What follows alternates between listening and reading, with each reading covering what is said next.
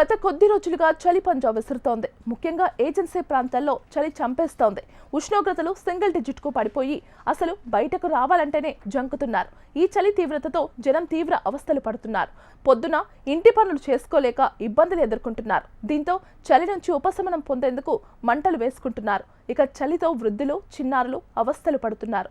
ఈ చలిగాలు కారణంగా ప్రజలు తీవ్ర ఇబ్బందులు పడుతున్నారు. పలు జిల్లాల్లో ఉష్ణోగ్రతలు సింగిల్ డిజిట్ కే పడిపోతున్న కారణంగా వాతావరణ శాఖ వారు పలు జిల్లాలకు ఎల్లో అలర్ట్ జారీ చేశారు. ముఖ్యంగా అటు ఆదిలాబాద్, సంగారెడ్డి, కొమరం భీం, ములుగు, మంచిర్యాల, వరంగల్, హనుమకొండ, మెదక్, కామారెడ్డి, హైదరాబాద్ వంటి జిల్లాల కనిష్ట ఉష్ణోగ్రతలు నమోదై ప్రజలను టెన్షన్ పెడుతున్నాయి. ఈ మధ్య కాలంలో తెల్లవారుజామున దట్టమైన పొగమంచు కమ్ముకోవడంతో ప్రజలు తీవ్ర ఇబ్బంది పడుతున్నారు.